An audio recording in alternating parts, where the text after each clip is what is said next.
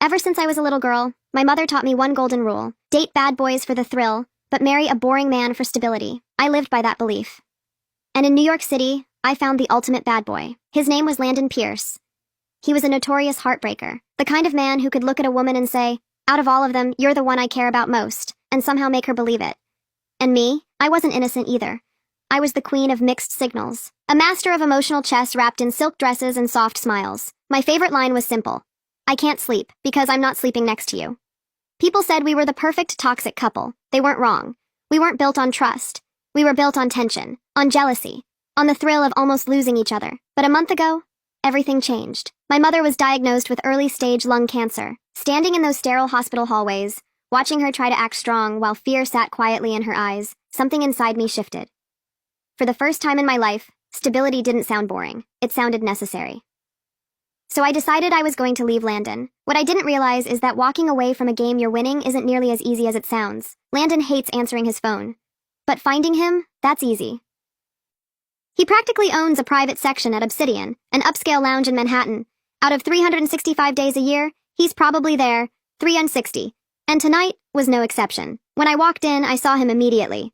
Tall, effortless, impossible to ignore. He had just lost a round of cards and was taking a shot off the body of a girl leaning across the table. She laughed too loudly, like she already thought she'd won something. She noticed me approaching and gave me a syrupy smile. "Hey," she said sweetly. "You don't mind, right? We're just playing." I smiled back, matching her tone perfectly. "Of course not. You're adorable.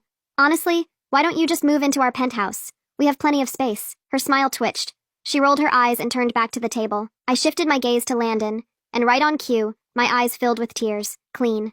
Controlled. "Does he hate me?" I said softly, just loud enough for the table to hear. "Maybe I should just go home. It's pouring outside and I didn't even bring an umbrella." I looked toward a broad-shouldered college-looking guy sitting nearby. Maybe he could walk me out. Landon's eyes darkened instantly. He scanned the guy from head to toe with a slow, territorial stare. The poor guy lifted both hands.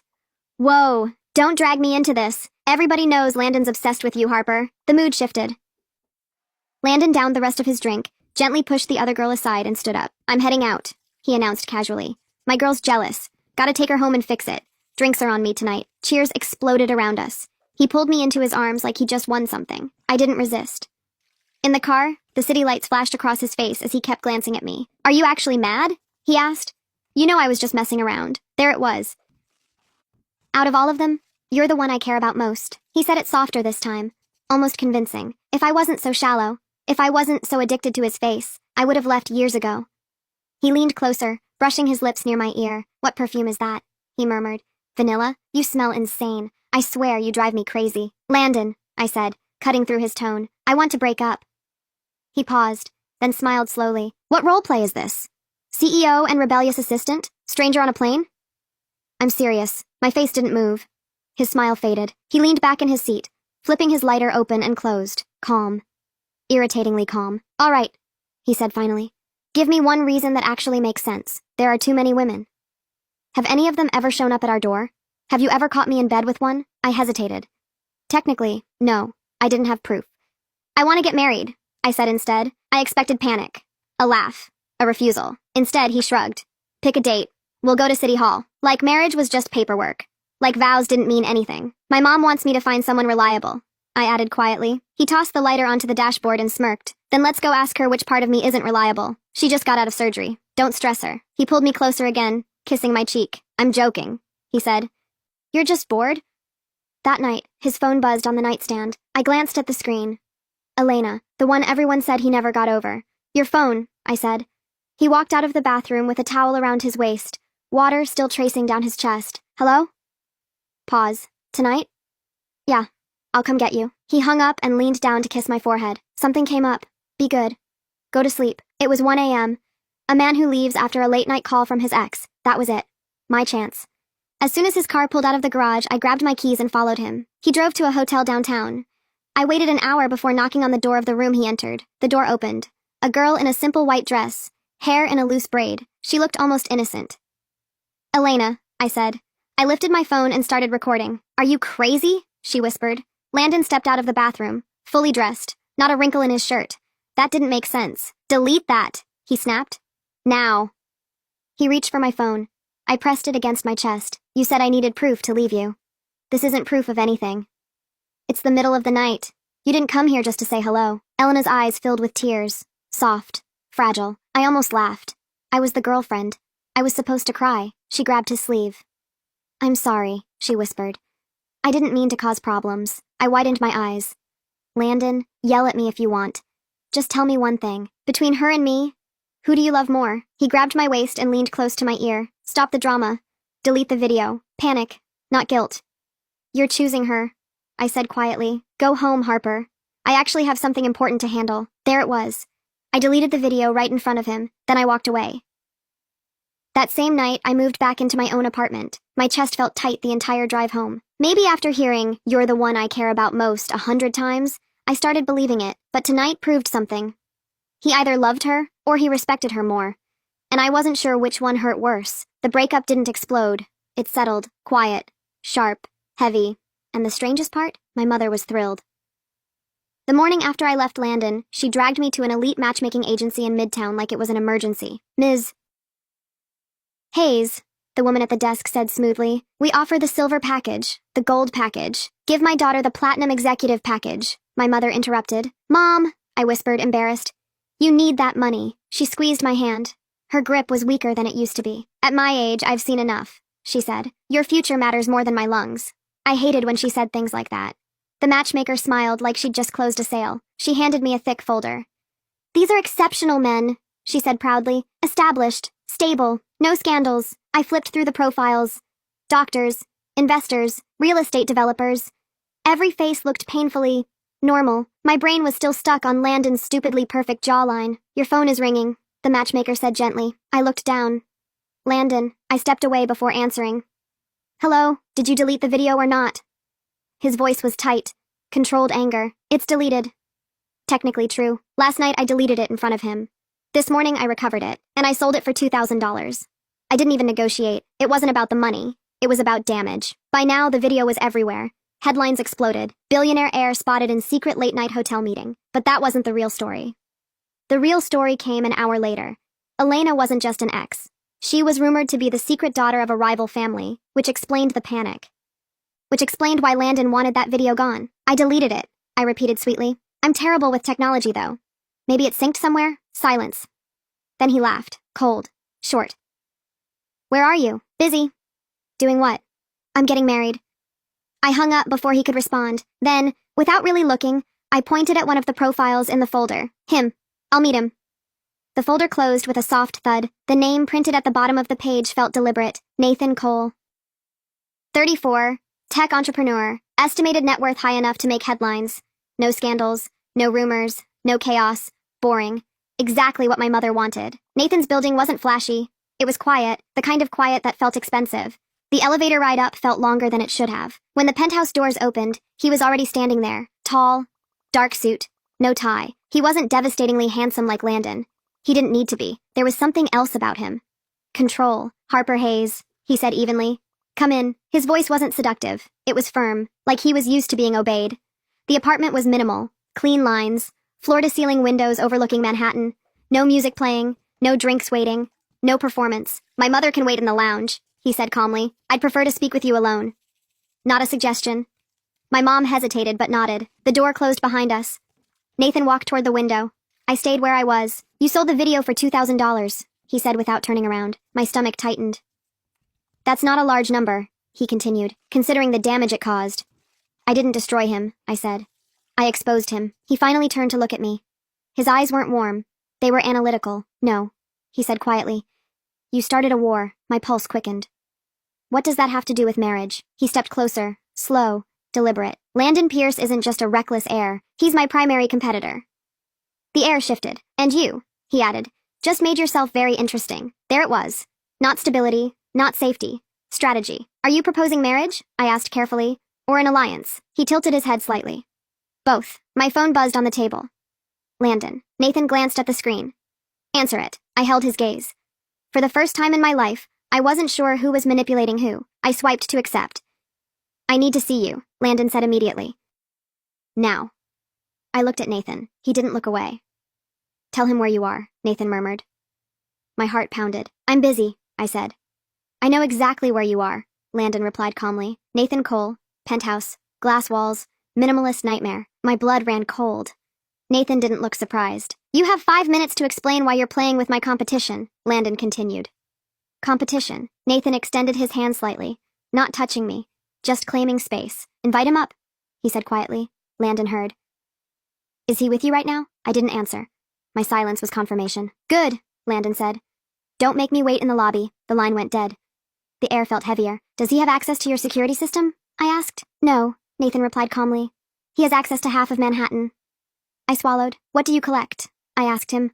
For the first time, a faint smile touched his lips. Outcomes. The private elevator chimed. No knock. No announcement. Landon walked in like the building belonged to him. Dark suit. No smile. No charm. His eyes locked on me first. Then Nathan. Cole. Pierce. No handshakes, no jokes, just tension. Landon stepped closer and took my wrist. Not hard, not gentle, exact. Is this part of your little performance? He asked softly. You didn't accept the breakup, I replied. Nathan moved slightly forward. She's here for a formal proposal. Landon let out a dry laugh.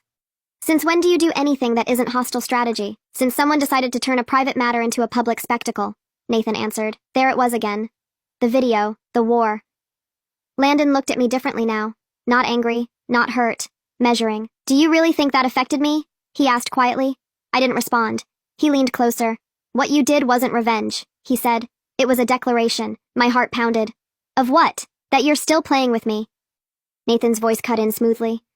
She's playing to win. Landon's jaw tightened. You don't know how to play with fire, Cole. Nathan didn't raise his tone. I don't play with fire. I own the building. Silence fell between them, and I stood in the middle of it. Thrill, stability, power, and for the first time, I wasn't sure which one I actually wanted. The silence between them wasn't loud. It was controlled, measured, dangerous. Landon didn't let go of my wrist. Are you actually considering this? He asked me quietly. This? I replied. You mean a man who doesn't disappear at 1 a.m. when his ex calls? His eyes flickered. Nathan stepped closer, not touching me, just standing firm. She's free to make her own decisions. Landon let out a short laugh. Free? That's cute. Then he looked at me again. Harper, let's go. 3 words. Not a command this time, almost a request. Nathan didn't interrupt. He didn't push. He just said, evenly, the choice is yours, and somehow that felt heavier than Landon's grip. My phone vibrated in my purse. Once, twice. I ignored it. Landon noticed. Answer it. I pulled it out. Unknown number. I opened the message. A photo.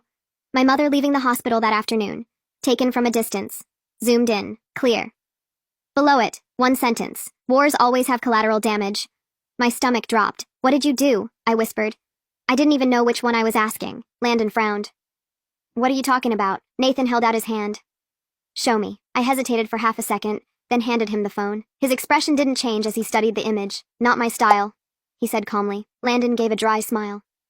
Too theatrical for you, right? I looked straight at him. Was it you? His eyes didn't move. If I wanted to pressure you, he said slowly, I wouldn't use your mother. That wasn't exactly a denial. Nathan stepped slightly closer to him. Your methods are getting sloppy.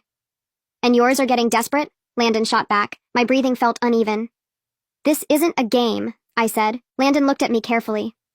It never was. Nathan forwarded the image to himself without asking. I'll trace it. Landon crossed his arms. Since when are you protecting her? Nathan didn't hesitate. She decides who I protect. That sentence hung in the air. I decide. For so long, I thought I was the one pulling strings. Now I wasn't sure I was even holding them. From the other room, I heard my mother cough. Weak. Real. This wasn't about ego anymore. I want to know who sent that, I said firmly. You will, Nathan replied. Landon looked at me again. If you step into this, he said quietly, there's no clean way out. I stepped closer to him, lowering my voice. I've never left anything clean with you. For a moment, the old fire flashed in his eyes. Then it faded. You're walking into something bigger than you understand. Nathan's tone was calm. She understands enough. Landon held my gaze for a long second. This doesn't end here. Then he turned and walked toward the private elevator. The doors closed. Silence returned, but it wasn't empty. It felt like something had just shifted permanently. Do you know who sent it? I asked Nathan. Not yet. What does that mean? It means, he said, looking directly at me, that this is no longer just your problem. My pulse quickened. Explain. If someone is threatening your mother, they're escalating. Escalating. The word felt sharp. From the lounge, my mother called my name softly. Nathan lowered his voice. Tomorrow morning we announce our engagement. What? Publicly. That's insane. It forces movement, he said. Anyone watching will react. My mind raced. Scandal. War. Marriage. And if I don't actually want to marry you? He didn't smile. That depends on how this ends. My phone vibrated again. Another message. Elena isn't the only secret daughter. My breath caught. I showed Nathan. For the first time, something shifted in his expression. Concern. That's not random, he said quietly. Impossible, I whispered. Nothing is impossible when families are fighting over power. My mother stepped into the room slowly. Is everything okay? I smiled automatically. Perfect. Nathan's tone softened slightly when he addressed her. We'll be announcing our engagement tomorrow. Her eyes filled with tears. So soon? In unstable times, he said smoothly. Clarity is strength. She looked at me. Are you sure? I thought about Landon walking in without permission. The photo. The message. The word, collateral. Yes, I said. The decision settled inside me like something final. Later, after I dropped my mother home, my phone wouldn't stop buzzing. Unknown numbers, news alerts, speculation about the Pierce scandal. Landon didn't call again. That worried me more. In the elevator of my mom's building, she looked at me quietly. I don't trust him, she murmured. Which one? I asked. Either of them. I gave a faint smile. Me neither.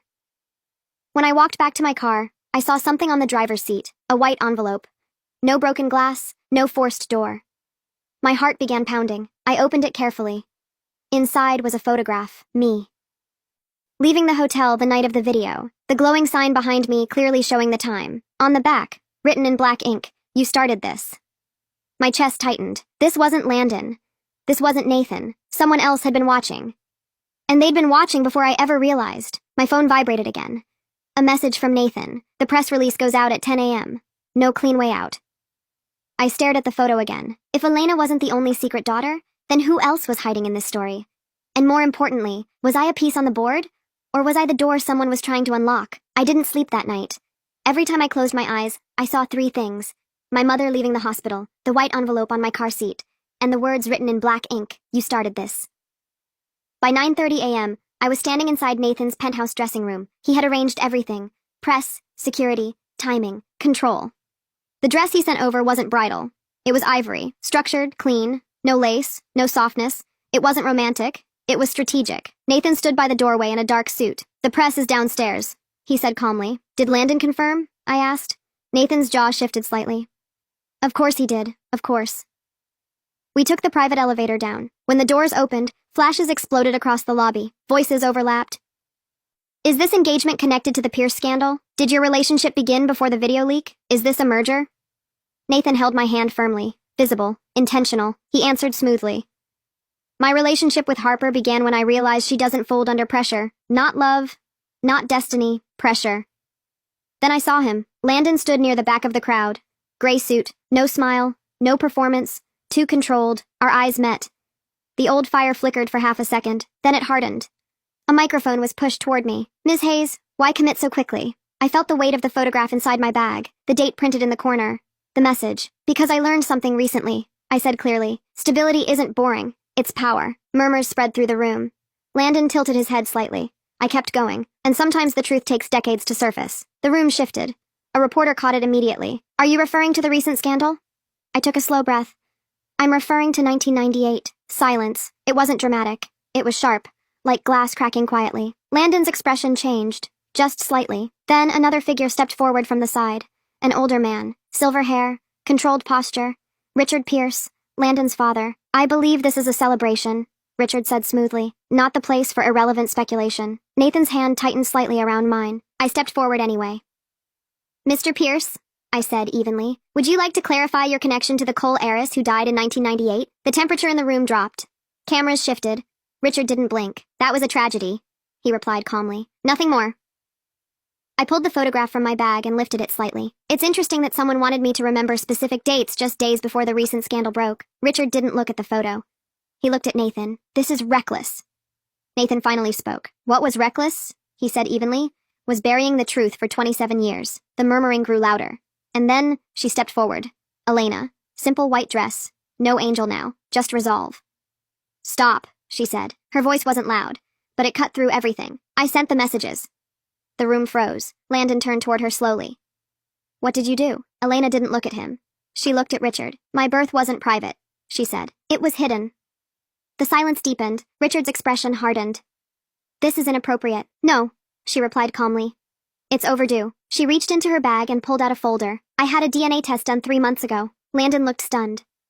You knew? He asked his father quietly. Richard said nothing. Elena continued. I'm not just some rumor. I'm his daughter. Gasps, flashes, chaos waiting to explode. And my mother, she added, was pregnant when she died in 1998. My pulse pounded in my ears. Nathan's expression didn't change, but something in his posture shifted. Understanding. Landon's face lost color. You're saying... I'm saying, Elena said steadily, that the accident wasn't just an accident. Richard finally spoke.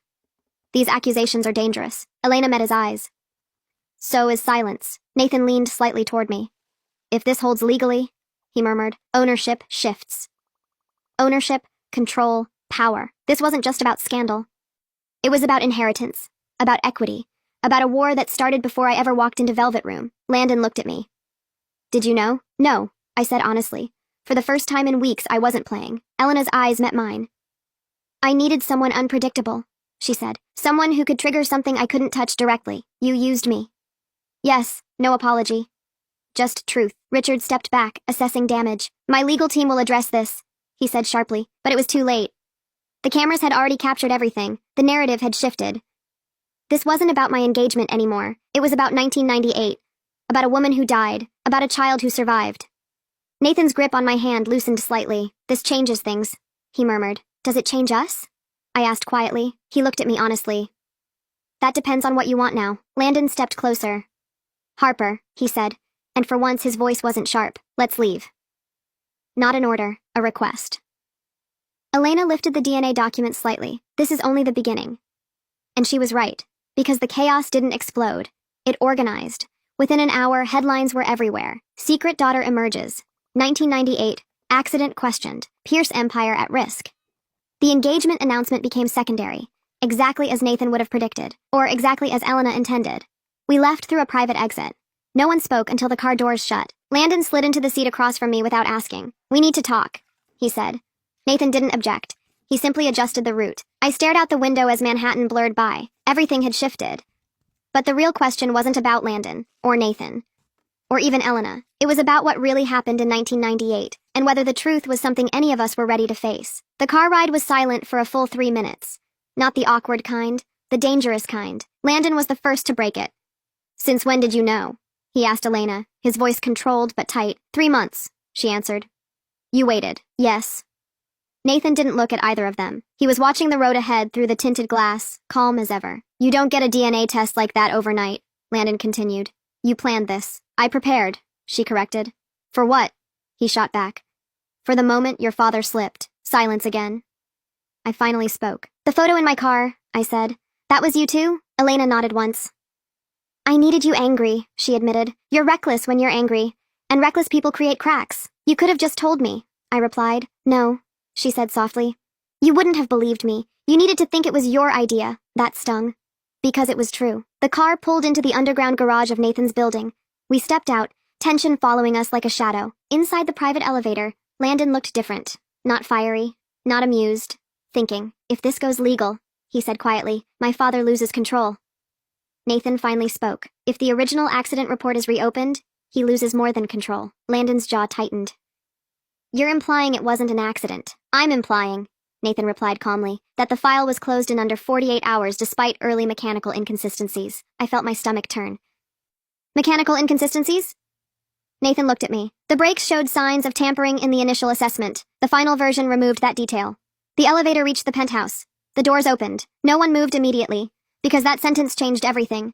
Inside, the atmosphere felt heavier than before. Elena walked straight to the window, staring out at the skyline. My mother was negotiating a shift in ownership before she died, she said quietly. She wanted protection in place for me.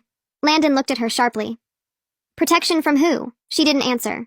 She didn't need to. Nathan walked toward his desk and tapped on his tablet. I requested archived copies of the original police file this morning, he said. You already had this planned? I asked. I prepare for variables, he replied simply. A notification appeared on his screen. He read silently for a few seconds. Then he looked up. There are discrepancies, he said. Landon crossed his arms. Define discrepancies. The vehicle did not lose control naturally, Nathan answered. The preliminary technician flagged brake line interference. The room went completely still. And that was erased? I asked. Revised, Nathan corrected. Landon's voice dropped lower. You're saying someone intervened. Nathan didn't say the name. He didn't have to. Elena finally turned from the window. My mother wasn't reckless, she said. She was careful. She was paranoid about control shifting. Landon ran a hand through his hair. This is insane. No, I said quietly. This is layered. I felt strangely calm.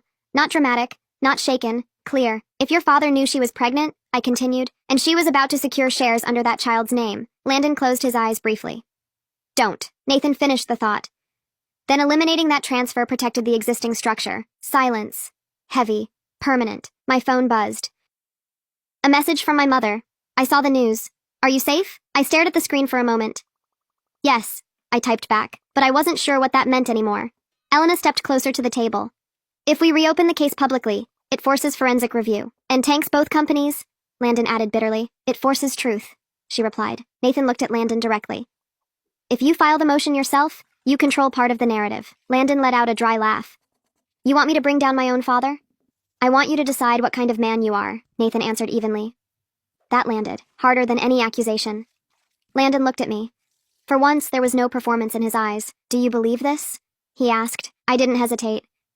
Yes, not because I hated Richard, not because I loved Nathan, but because too many pieces fit too cleanly. Landon looked at Elena. If this comes out, there's no undoing it. There was no undoing 1998 either, she said softly. He nodded once, slowly, then he straightened. I'll file the request to reopen the case. Nathan studied him. That puts you against your own board, I know. It could cost you everything. Landon looked at me again.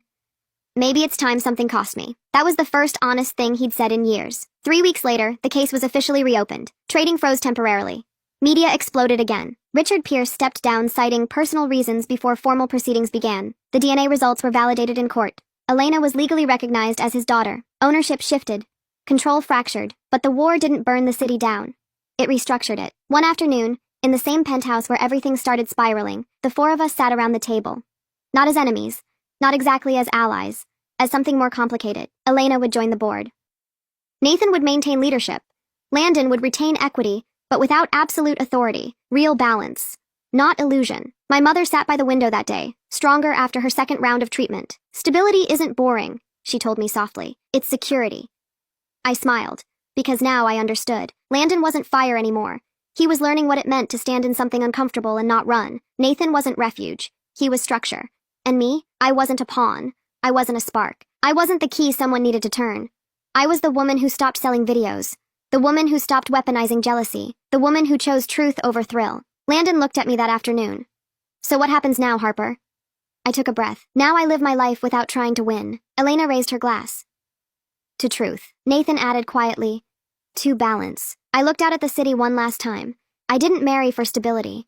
I didn't go back to the fire. I built something else. Something that didn't need secrets to survive. And for the first time in a long time, there was no war. Peace is louder than chaos. I didn't expect that. For 3 weeks, the media fed on the story. Then slowly, it shifted to something else. A new scandal. A new distraction. But inside the boardrooms, nothing was quiet. Serena's legal recognition forced a redistribution of voting power. Nathan handled it cleanly. Efficiently. No victory speeches. Landon stopped showing up at nightclubs. That might have shocked me more than the DNA results. The first time I saw him after the reopening of the case, he was in Nathan's office. No crowd. No performance. Just the three of us. You really meant it, Landon said to me. About what? Not playing anymore. I'm tired, I answered honestly. He studied me like he was seeing something unfamiliar. I thought you loved the chaos, he said. I loved winning, I corrected. And now? Now I want something that doesn't collapse when the lights turn on. Nathan didn't interrupt. He let us talk. That was his power. He didn't need noise to control a room. Landon leaned back in his chair. My father's legal team is trying to negotiate, he said. Not criminal charges. Civil settlement. For sabotage? I asked. For negligence, he corrected quietly. So that was the strategy. Reduce intent. Avoid prison. Protect the name. Are you going to agree to it? I asked him. He didn't answer right away. I don't know, he admitted. He's still my father. That was the first crack. Not in the empire. In him. Later that evening, I visited my mom. She was sitting on the couch with a blanket over her shoulders, looking smaller than I remembered. You look different, she said as soon as I walked in. Different how? Calmer. I sat beside her. I stopped chasing men who make my heart race, I said. She smiled faintly. And my heart doesn't hurt as much. She squeezed my hand. That's growth. I didn't tell her about the envelope, or the anonymous messages, because those hadn't stopped. They'd just changed tone. No more threats, just short lines. You forced movement. He won't go quietly. Watch the settlement. The last message came that night. I stared at it for a long time, then I called Nathan. Come over, he said immediately. No questions. When I arrived, he was alone. No assistants, no security hovering in the room. Just him. I'm not marrying you, I said as soon as the door closed. He didn't look surprised. I didn't think you were. That disarmed me. You announced it. Yes. Strategically. Yes. And now? Now the board has stabilized. Public pressure redirected. The announcement served its purpose. I stared at him. So what am I to you? He walked closer, not touching me. You're someone who understands consequence. That's not romantic. I'm not romantic. For once, that didn't disappoint me. Do you want me? I asked bluntly. He considered that carefully. I respect you, he said. I trust your instincts. I don't underestimate you. That's not the same. No, he agreed. Silence stretched between us. Strangely comfortable. I don't want to be used again, I said quietly. You weren't used, he replied. I was positioned. He didn't deny it. I positioned myself too, I added. That was the truth. I wasn't innocent in any of this. Nathan stepped slightly closer. If you stay, he said, it won't be for strategy. And if I leave? I'll still respect you. No pleading, no manipulation, just clarity. That was stability. Not fireworks, not obsession, just ground that didn't move. My phone buzzed again. Landon. I answered this time. Meet me, he said. Where? Our old place. Velvet Room. I almost laughed. I don't go there anymore. Neither do I. I hesitated. Fine. When I arrived, the place felt different. Louder, smaller. Landon was sitting alone in the VIP section. No girls, no crowd. He stood when he saw me. I told them to close this section, he said, just in case. Just in case what? You didn't come. I sat across from him. You look tired, I said. He let out a breath. I am. He didn't reach for my hand. Didn't try to charm me. My father signed the civil agreement this morning, he said. What does that mean? It means he won't face criminal charges. And you're okay with that? No, the honesty surprised me. But if I push harder, he continued, the company collapses. Thousands of employees, families. There it was, consequence. You chose stability, I said quietly. He gave me a faint smile. I guess I learned something. Silence settled between us. Different from before. Not tense. Just real. Do you love him? He asked suddenly. Nathan. I thought about it. I don't know, I admitted. Do you love me? That question used to thrill me. Now it felt heavy. I loved how you made me feel, I said carefully. Like I was the only person in the room. And now? Now I want to be the only person in my own life. That hurt him. I could see it. But he nodded. You're not the same, he said. Neither are you. He stood up. So this is it? Yes. No drama, no shouting. Just two people who burned bright and finally understood the cost. As I walked toward the exit, he called out softly, Harper. I turned. You were never second, he said. I believed him. But it didn't matter anymore. Outside, the night air felt different, cleaner. When I got home, there was no envelope, no message, no threat, just silence. And for the first time since all of this started, silence didn't feel like the calm before something exploding. It felt like peace. But peace always has a price, and I was about to find out what mine would be. Peace does have a price. I just didn't realize it would be identity. A month after the settlement, the headlines faded completely. Richard Pierce retreated from public view. Serena officially took her seat on the board. Nathan stabilized the company structure with quiet precision. Landon stopped being a headline. And I stopped being a trigger. For the first time in years, my phone wasn't vibrating every hour. No threats, no strategy, no secret envelopes, just normal life, and that felt unfamiliar. One afternoon, I was sitting in my mother's kitchen while she slowly chopped vegetables, stubbornly insisting on doing it herself. You're thinking too much again, she said without looking up. I don't know who I am without the chaos, I admitted. She smiled softly. That's because you confused intensity with identity. That stayed with me. Later that evening, I met Nathan at his penthouse. No press, no announcements, no strategic positioning, just us. I'm stepping back, I told him. From what? He asked calmly. From all of it. The board dinners, the appearances, the speculation. He nodded once. I assumed you would. You did. You don't belong in rooms that run on quiet power, he said. You belong where you can breathe. That wasn't an insult. It was accurate. And us? I asked. He looked at me steadily. We were never about romance. No, we were about timing. I exhaled slowly. You were stability, I said. And you were momentum. He replied. We didn't kiss goodbye. We didn't dramatize it. We shook hands, strangely fitting, When I walked out of that building, I didn't feel abandoned. I felt released. A few days later, Landon asked to see me one last time. Not at Velvet Room, not at some dramatic location, just a quiet coffee shop in the middle of the afternoon. He looked different. Not tired. Grounded. "I sold the club shares," he said casually. I blinked. "You loved that place. I loved what it represented. And now?